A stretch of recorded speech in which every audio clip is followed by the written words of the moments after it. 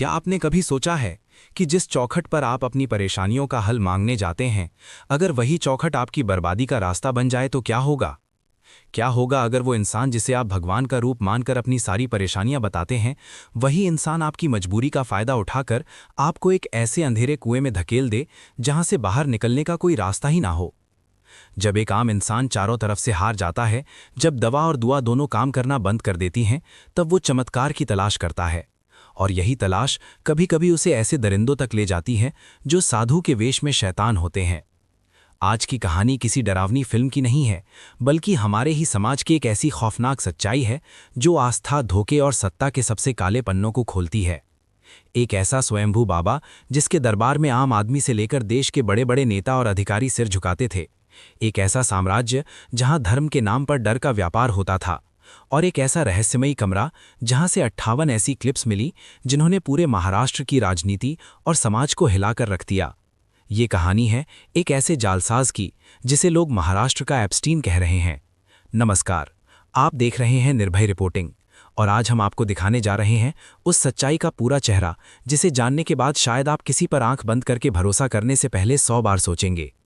मार्च 2026, महाराष्ट्र का नासिक जिला, सिन्नर तालुका, और वहां बसा एक गांव, मिरगांव। एक ऐसा गांव जहां जिंदगी साधारण थी, लेकिन उसी सादगी के पीछे छिपा था एक बेहद खतरनाक खेल। गांव के एक हिस्से में जैसे ही आप पहुंचते तो आपको लगता जैसे आप किसी और दुनिया में आ गए हों। धूल भरी सड़कें खत्म और सामने खड़ी महंगी गाड़ियों की कतार, काली शीशों वाली एसयूवी, लग्जरी सेडान और उनके साथ सुरक्षा में लगे लोग। ये कोई आम जगह नहीं थी, ये था एक दरबार जहां लोग समाधान लेने आते थे, लेकिन लौटते थे एक ऐसे राज के साथ जिसे वो जिंदगी भर छुपाने को मजबूर हो जाते थे। इस पूरे साम्राज्य के बीच बैठा था एक आदमी, अशोक कुमार खरात।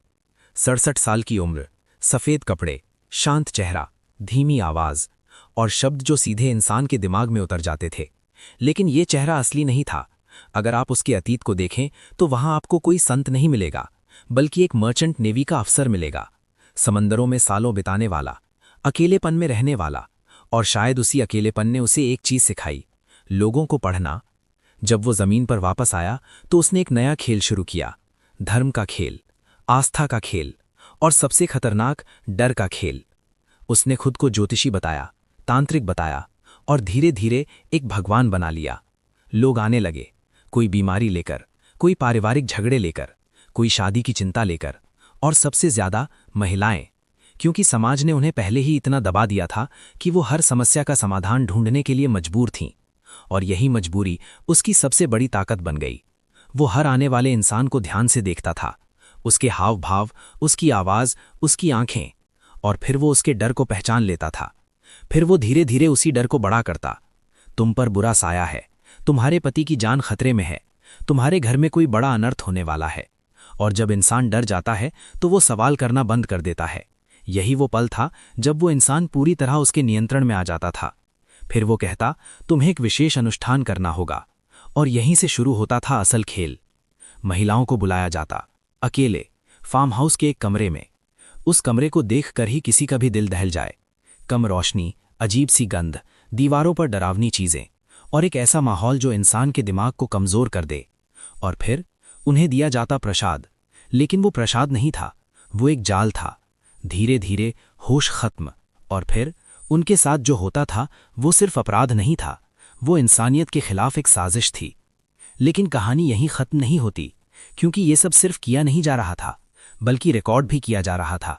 कमरे में हर जगह छुपे हुए कैमरे लगे थे, हर हरकत, हर पल कैद किया जा रहा था। और जब महिला को होश आता, उसे कुछ याद नहीं होता। वो सोचती सब ठीक हो गया, लेकिन असली डर तब शुरू होता था जब उसे वो वीडियो दिखाए जाते और कहा जाता, अगर किसी को बताया तो सब खत्म। और यही वो पल था जब एक इंसान पूरी तरह टूट जाता है। वो चुप हो जाती है, बार बार जाती है, और हर बार और गहराई में फंसती चली जाती है। सालों तक कोई आवाज़ नहीं, कोई शिकायत नहीं, क्योंकि सामने सिर्फ अपराधी नहीं था, बल्कि एक ऐसा सिस्टम था जिसके सामने हर कोई झुकता था, नेता, अधिकारी, पुलिस, सब। लेकिन हर कहानी में एक मोड़ आता है। एक महिला जो अब टूट चुकी थी, लेकिन उसने हार मानने के बजाय लड़ने का फैसला किया। उसने पुलिस का दरवाज़ा खटखटाया।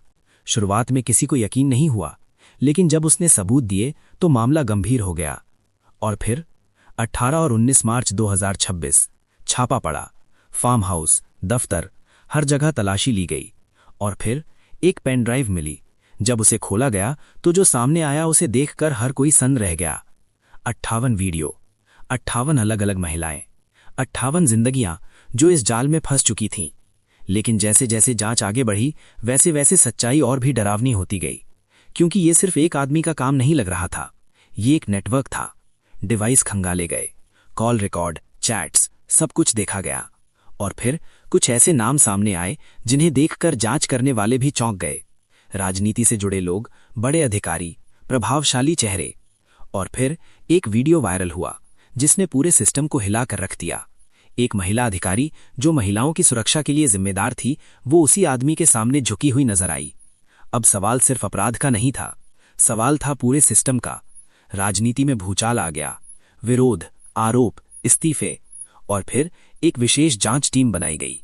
लेकिन सबसे बड़ा सवाल अभी भी बाकी था, कितने लोग शामिल हैं और कितनी महिलाएं अभी भी चुप हैं, क्योंकि डर अभी भी है, बदनामी का, समाज का, परिवार का। और यही डर इस पूरे खेल की सबसे बड़ी ताकत था। धीरे धीरे कुछ और महिलाएं सामने आईं। उन्होंने जो बताया उसने सबको हिला दिया। हर कहानी अलग थी, लेकिन तरीका एक ही था, डर, अलग कमरा, नशा और फिर ब्लैकमेल।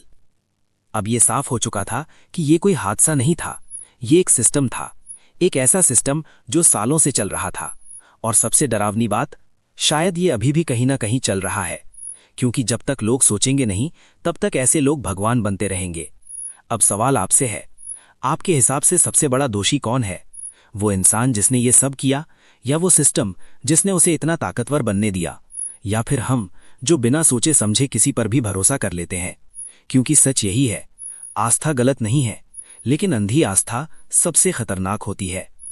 अगर इस कहानी ने आपको सोचने पर मजबूर किया है तो इसे अपने तक मत रखिए, इसे शेयर कीजिए ताकि कोई और इस जाल में ना फंसे। आप देख रहे थे निर्भय रिपोर्टिंग।